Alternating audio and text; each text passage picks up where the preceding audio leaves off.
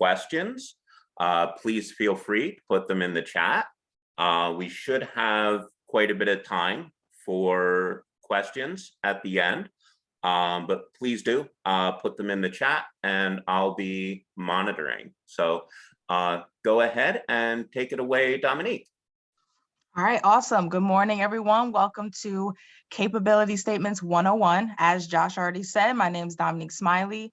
I'm the Assistant Program Manager and Government Marketing Specialist for Philadelphia County at the Southeast Pennsylvania PTAC. So just to give you like a quick rundown of what a PTAC is, PTACs are Procurement Technical Assistance Centers, and that focus on providing free assistance, emphasis on the free, with government contracting. The Southeast PA PTAC Center is, as Josh said, is comprised of Kutztown University, Lehigh University, and Widener University, and we cover the 8 counties in this region, which includes Berks, Bucks, Chester, Delaware, Lehigh, Northampton, Montgomery, and Philadelphia counties. So if you or your business resides in any of those counties, then we are your PTAC Center. So because PTACs are specific to government contracting, our services include, but are not limited to, helping you with registrations like SAM registrations or getting registered in with Pennsylvania, business certification assistance or recommendations, government marketing development. We help with research, and we also help with proposal development and evaluation. So basically we help you from beginning to end, providing you with information and resources that will assist you in getting ready to work with the government and staying ready to work with the government. So today we're going to be going in depth about one of those things, of course, the marketing materials, and more specifically, the capability statement.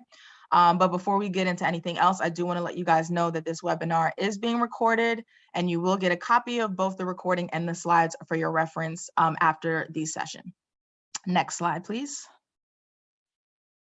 So as I was saying, we are diving into capability statements today, and more specifically what a capability statement is, why you need one, how to develop one, and then just some general tips and best practices for keeping your capability statement in tip-top shape. Okay, so this presentation, it won't be long, but there will be plenty of time for questions at the end.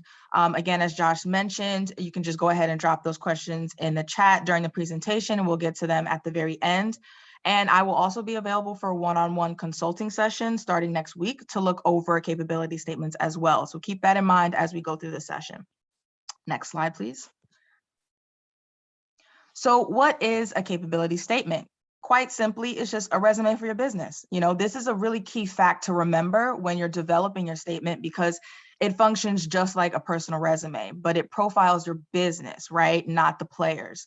So it is a one-page document generally, that most, if not all, government agencies require that you have when marketing to them or submitting a bid to them, just like a job would require of a potential employee. It is probably one of the first things you'll want to develop, and it should be fairly easy to do this, considering you already would have all of that information on hand, and we'll go into what you really need. And remember, the capability statement is a first impression, so you want your statement to reflect all of the positive attributes of your business without you having to say a word, right? So that means having a clean, crisp design and quality content that will make the person looking at it want to learn more about you and your business. Next slide, please. So before developing your statement, you should really ask yourself these questions. Where does your company fit in the government contracting landscape? Or more specifically, what products and services can you offer the government? Now, this will require some research, and that is something that we can assist you with figuring out. But before even embarking on this really long journey, you have to make sure that your business is viable in the markets that you want to work in.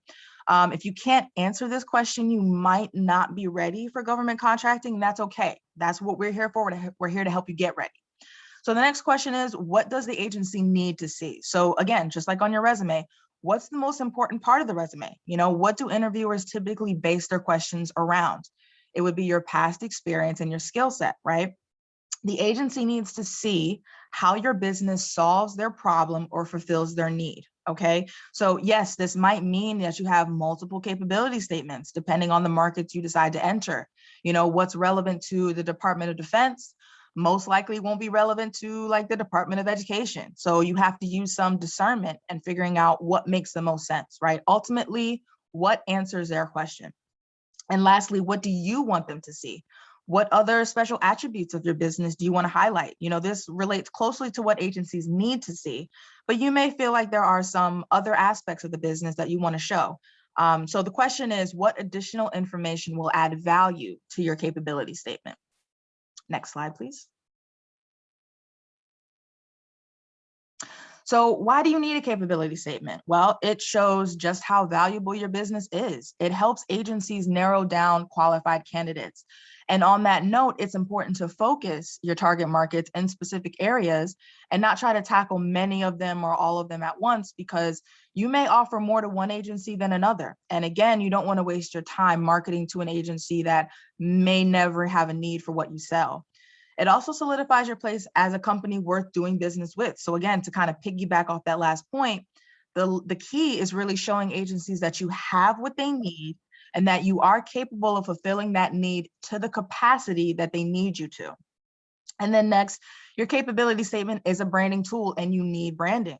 So believe it or not, and this is a hard truth for a lot of people to understand, the government likes to work with the same businesses. If company A can get it done, there's no reason for the government to stop working with them. So where you get opportunities as a new business in this realm is showing that you offer something different, something new, something improved, okay? So if you don't give them something to reference, as in your capability statement, a website, something like that, there's no reason to consider you, right?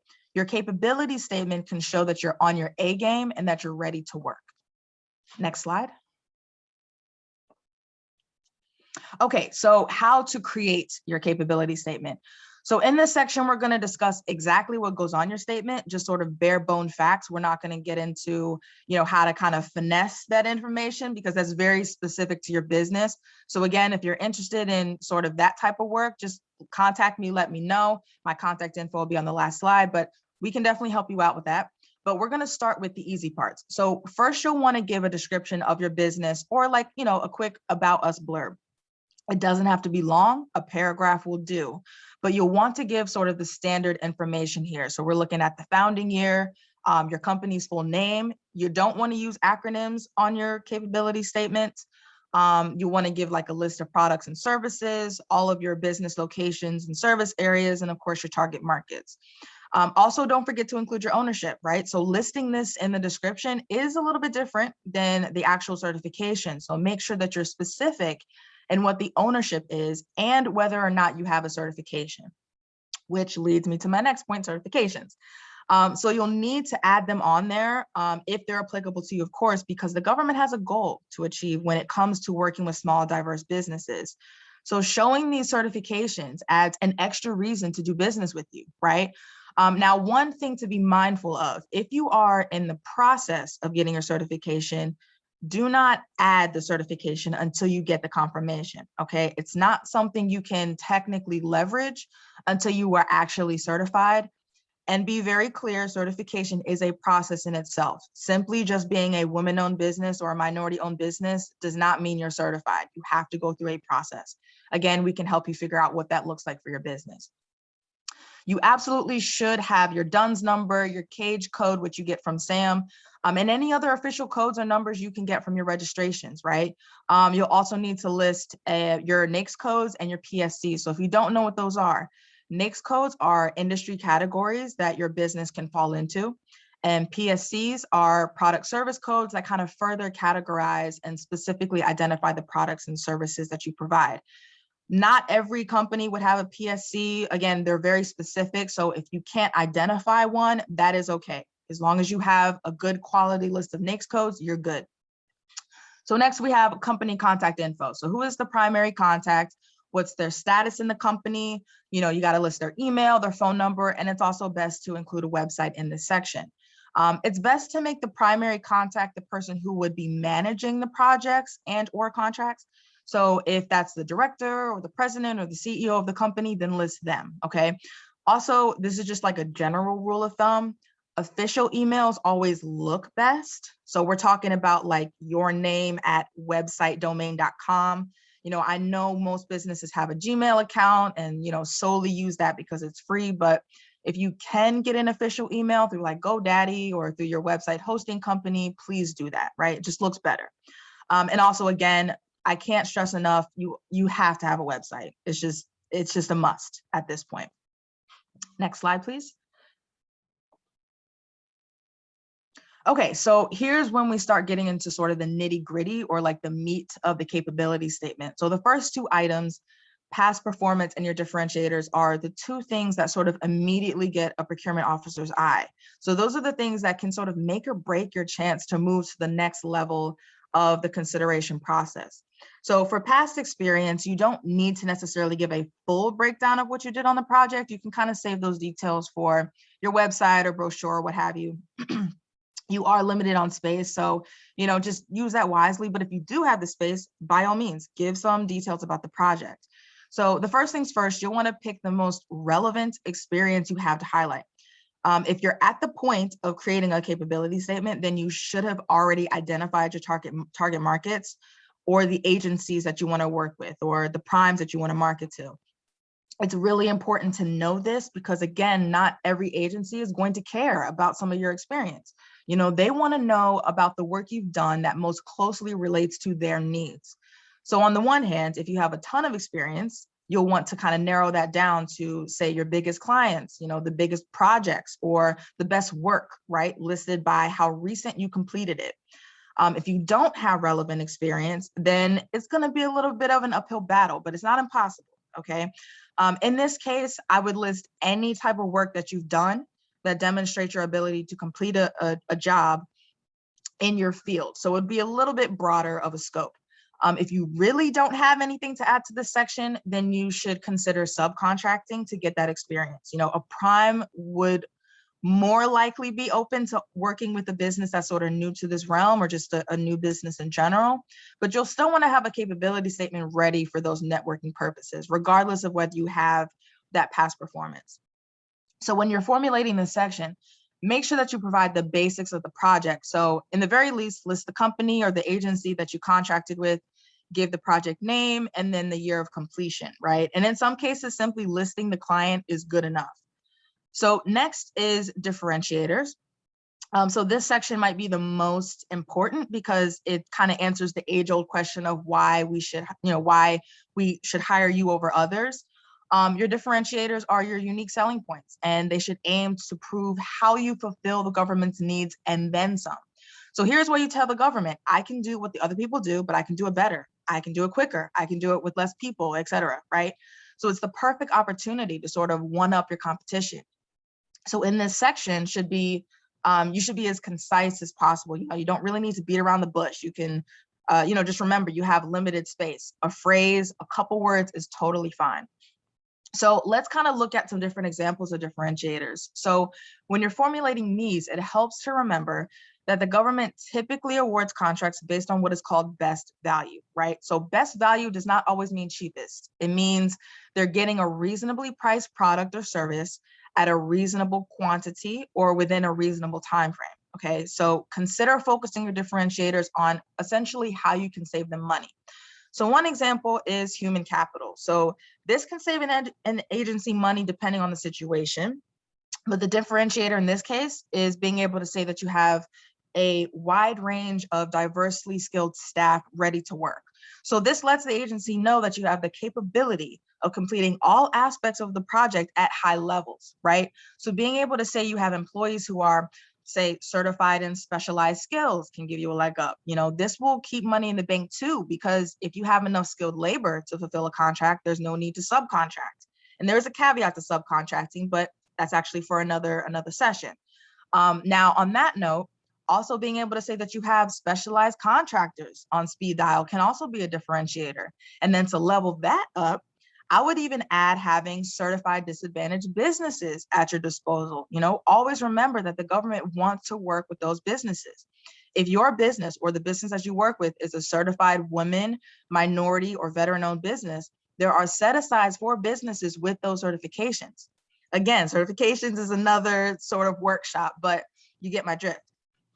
So another example of a differentiator is, using unique processes and getting better results. That shows that you're innovative and will get the job done in the most effective manner. So bottom line is you want to show that your business maximizes productivity, efficiency, and can potentially save the agency money.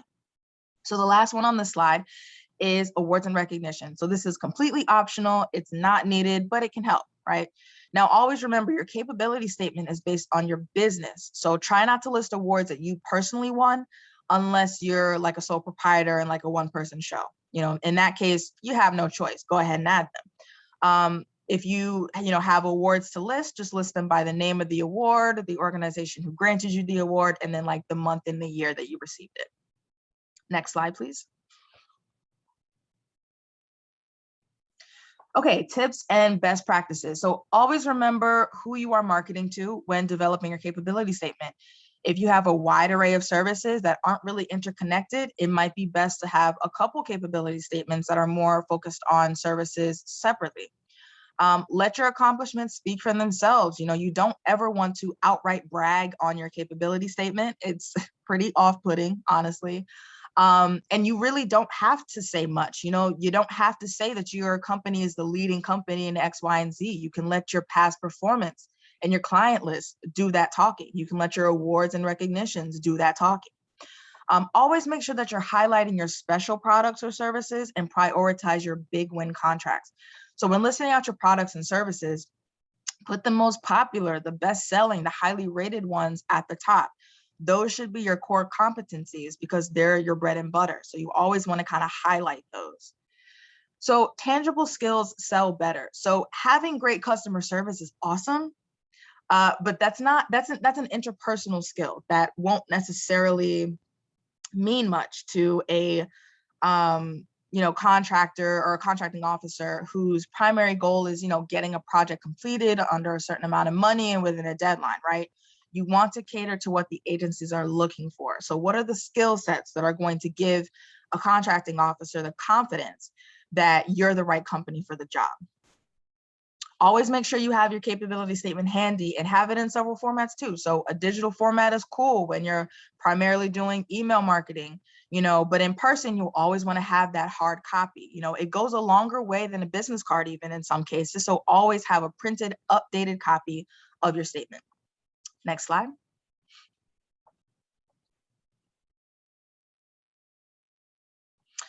So keep your capability statement facts-based. So this goes along with letting your accomplishments speak for themselves. Don't get wrapped up in overselling your company to the point where you're creating like a facade. Like you just got to be real, stick to the facts of your business. You'll also want to organize your statement so that it's visually appealing and that it's structured in a way that makes sense. So it doesn't make sense to have your business data, as in like contact information, all of that good stuff, at the bottom of the statement.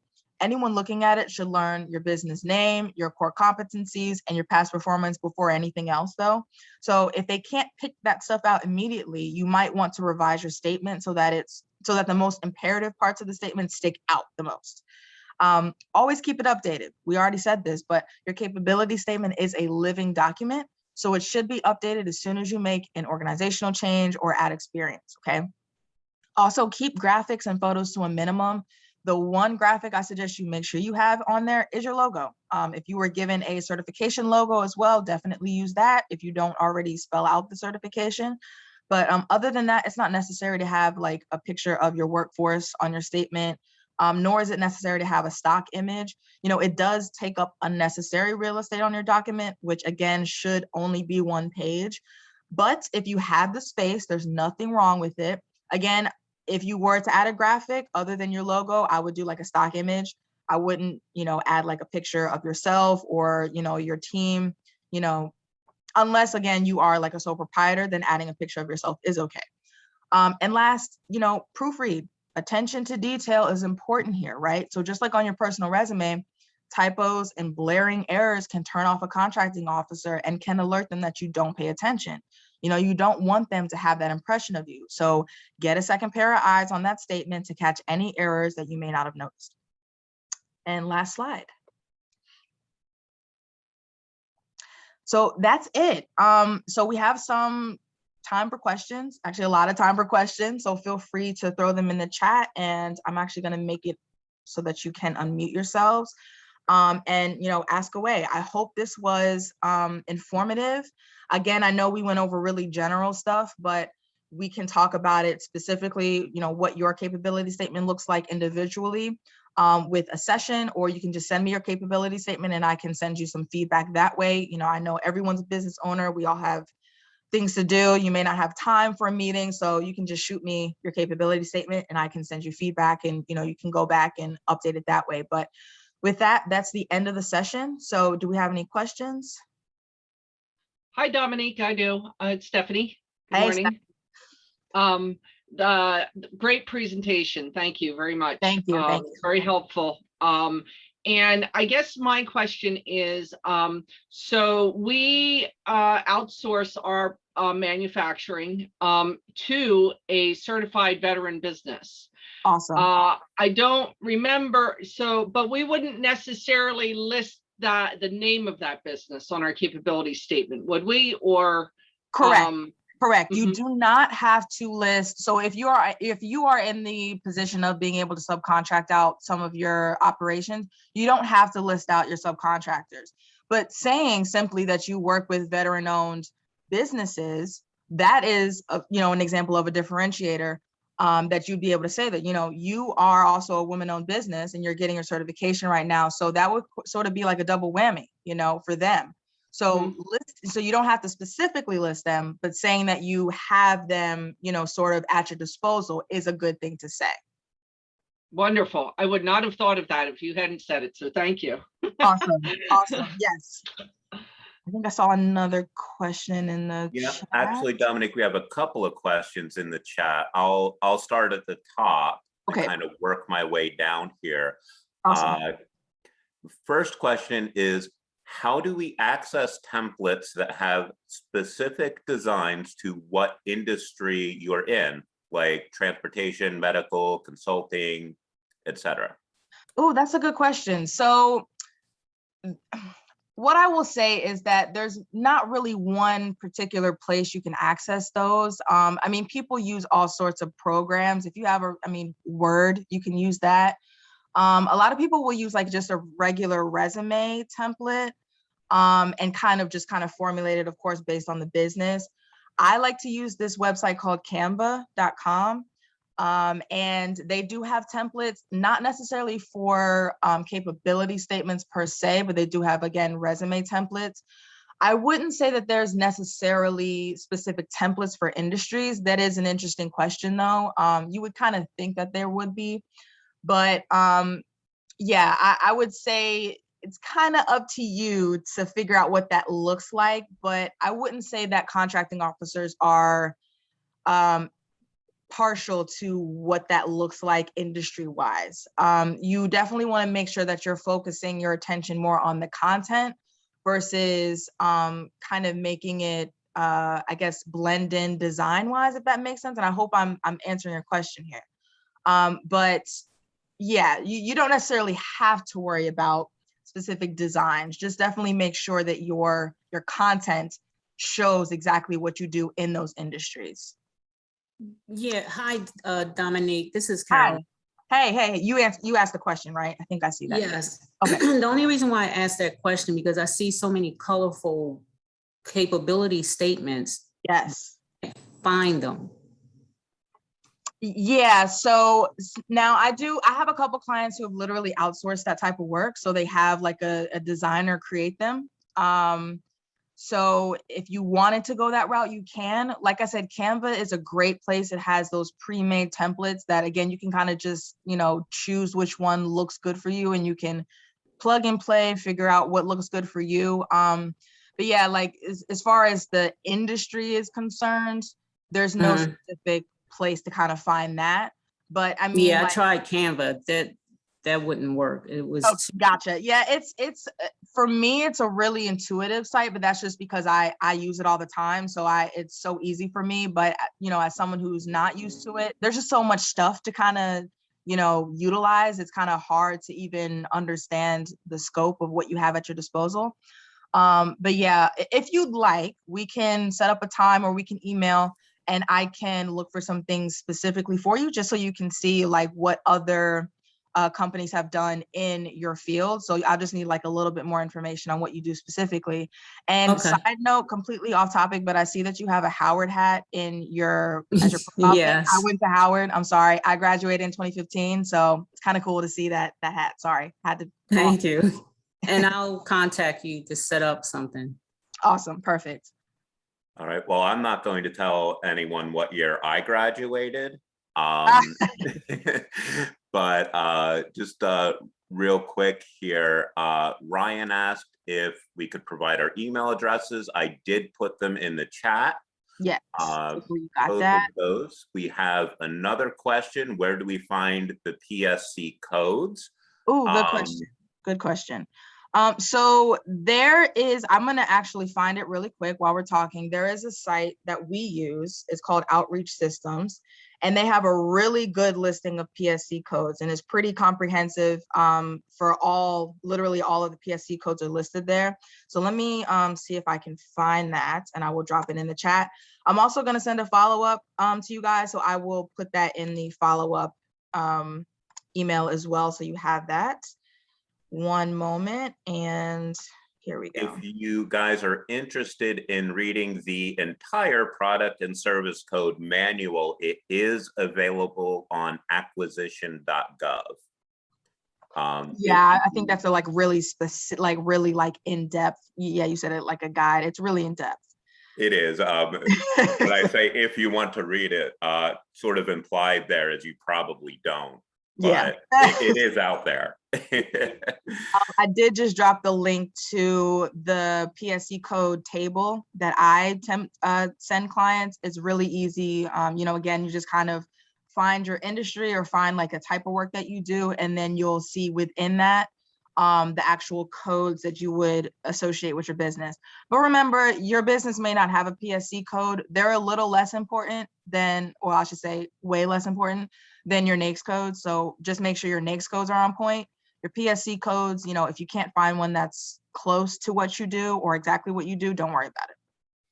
Just to kind of add to that a little bit, PSCs generally and are used when the NAICS code that identifies your business and industry, if it's more general, you'll probably have a PSC.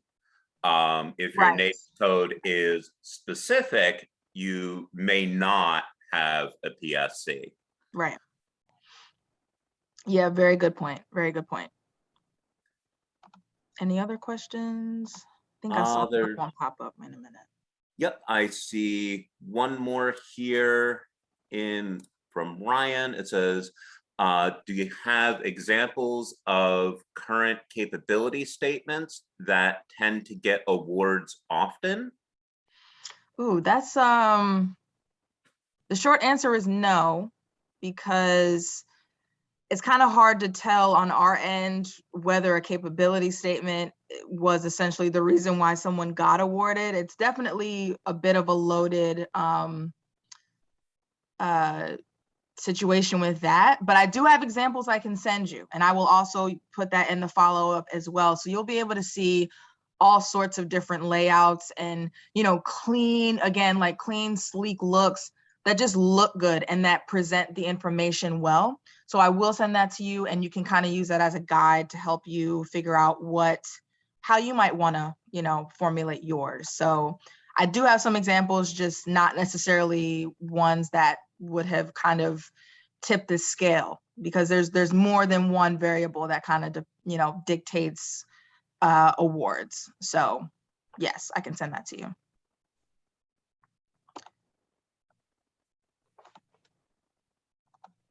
All right, let's see here. I don't see any hands raised. So I will ask a question that no one has asked yet, I don't think. Dominique, how do you feel about a company having more than one capability statement? I say honestly, the more the merrier. I definitely recommend it when you have like a wide range of services. Some companies, they kind of dip and dabble into different industries. Like they're not even sort of doing various operations in one. They have different kind of works that they sort of wrap into like a parent company or something. So they, in that case, you absolutely should have more than one capability statement. It really depends though, because again, like, yeah, it depends really on that to me. Again, you don't want to like overload your capability statements to where it's like so much content and a little hard to digest, but you also don't want it, too scarce. If let's say you decide that you want to break out your stuff, but then your capability statements are sort of, half blank. So that also takes a little bit of discernment. And again, there's always a way to kind of finagle it so that you can fit things. It just, of course, will mean that you will be omitting things as well. So I say use your discernment with that, but I definitely recommend it if you have sort of more than one main thing that you have going on. Definitely consider it for that. All right, well, thank you. Kind of getting back to that, what about like, so let's say I don't have a lot of experience. So should I write a capability statement specifically, like, would there be a difference if I'm trying to appeal to those large prime contractors versus something that a contracting officer would be looking at? Yeah, that's a good question too. Yeah, so when you're looking at working with primes, again, I did mention that a prime would be a little bit more open to working with a company that doesn't have that much experience. So in that case, you'll really want to focus your capability statement on those core competencies. And more importantly, you'll want to show that you actually did research on that company. So a prime does not necessarily care about what you're doing if they can do it, right? So when you're going to promote yourself or market yourself to a prime, you'll want to show that you do something outside of their scope. So again, that's where highlighting your core competencies comes in and your list of products and services. If you can highlight those things or those services that you provide that sort of would, make their operations better, that actually can be a little bit more valuable than your past performance or the lack of past performance. A prime, their job is to complete the project. So if you're going to help them complete the project, there's no reason for them to not at least, take a meeting with you, right? So in that case where you don't have anything, absolutely, like no type of past performance, no contracting, not in the private sector or government sector, you'll definitely want to kind of focus your capability statement around those products and services. And in that case, give like a really good, detailed explanation on what you do, your strategies, all of that good stuff. You do want your capability statement to have some good content that a prime would be able to use and think about and eventually consider you for later on.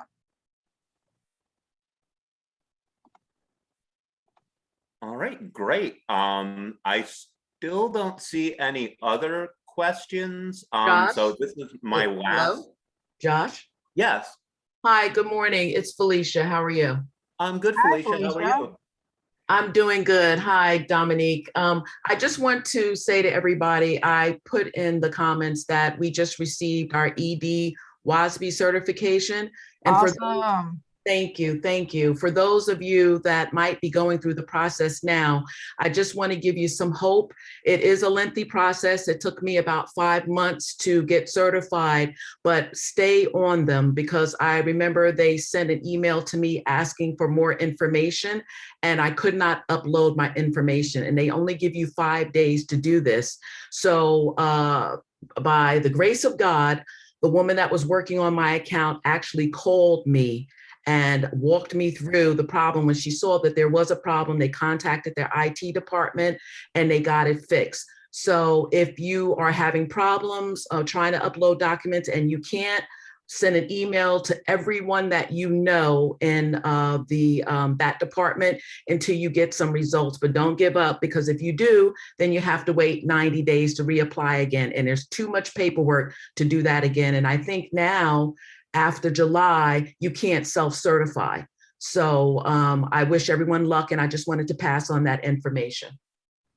Thank you, Felicia. That's a really good point. Again, certifications, very, very important. And as I mentioned, it is a process.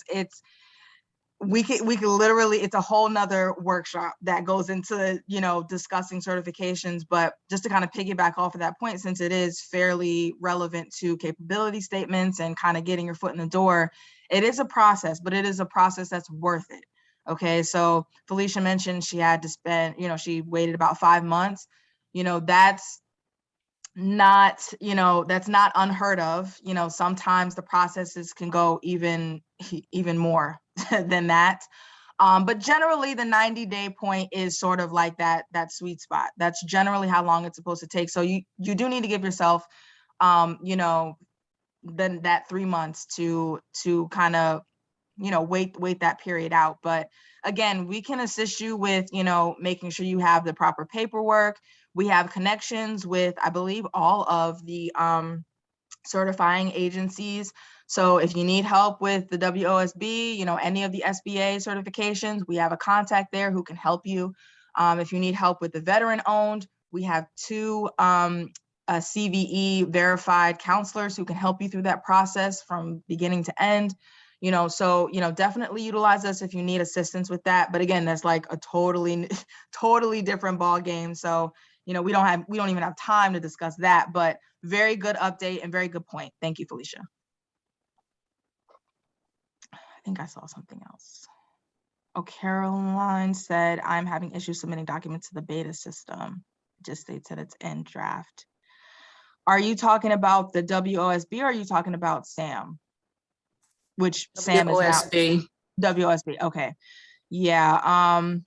I'll probably, I know you said you were sending me an email, so we can discuss that. I'll probably have to link you with our person at SBA, because unfortunately we can only do as much as like you can. Essentially, we just have a little bit more information on really the programs in general. So I can link you with our person at SBA who can probably then link you to somebody who can help you with that. Okay, thank No Yeah, problem, Stephanie. Yeah, as far as the federal government is concerned, PTACs get no special privileges as federal employees to see any non-publicly available information. So what we are really good at is finding out who to direct questions to, and also researching answers to questions that we might not be able to find a person to ask. So any information, like if you are talking with us and you think that, well, why is Josh asking me for all the same information I just provided to the SBA? It's because we don't have access to that information. Right. Unfortunately, or else, we'd be for sure the go-tos for everything, but that's just not how it works, unfortunately. So, but we can help you as far as we can, for sure. So if there are no other questions, we'll let you go. Like I said, I didn't want to spend too much time on this, but I am available for meetings from here on out. So just let me know. What I do ask is that you do have a draft of a capability statement. It doesn't matter what that draft looks like, just I need the content so that I can help you flesh it out better. So if you do need that additional assistance, just send me what you have. Again, it doesn't have to be designed or anything like that. And then we can work on that together. Okay. I think I saw another question here. Is there a workshop curriculum for recommendations on sequence order someone new should take? Oh, very good question. So curriculum, yes and no. That is something that we're actually kind of solidifying at this very moment. We do have a kind of set of workshops that we recommend that you do take You don't necessarily have to take all of them in order, but there are some that you probably should take in order so that you understand. Unfortunately, we have actually kind of started that order already. So if, for instance, this is your first webinar, then you would have missed 2 of the webinars that would have kind of helped put some things in perspective for you as far as the broad government contracting scope is concerned. But don't fear, because we sort of repeat the same workshops every quarter. So unfortunately, our website is going through some craziness right now. So we have all of our webinars and things planned out. It's just we cannot update our website. So what I do basically is send out an email every couple weeks and let you guys know what's coming down the pike. So just kind of look out for that email. If you're in this session, then you probably got that email. And just kind of look out for those sessions. But I do recommend taking a intro to government marketing session. So that's like the first kind of step. And then taking like developing a government marketing plan, which we actually had that session a couple days ago. And then the capability statements. Off the top of my head, I can't remember what the other ones are. There's so many. But yeah, so there is a general kind of flow, but some of them are more specialized. So it's like you don't have to necessarily take it in any order, but those 3 for sure you'd kind of want to take in order because it does sort of follow a nice little, path. Let's see, is there a way to get those recordings? I believe so. So we have one of the recordings I need to contact. Actually, yes. So I can also send you the recordings of the past 2 sessions and the follow-up. I will do that for you as well. No problem. Any other questions? If not, it looks like it's what, 10:46. We will let you guys go. Again, thank you so much for joining us. My contact info is right on the screen there, and also Josh dropped it in the chat. Feel free to email us. Thank you so much. Feel free to email us, visit our website, and we'll be in touch. Okay. Everyone have a great day. Thank you so much again. And we'll see you in the next one.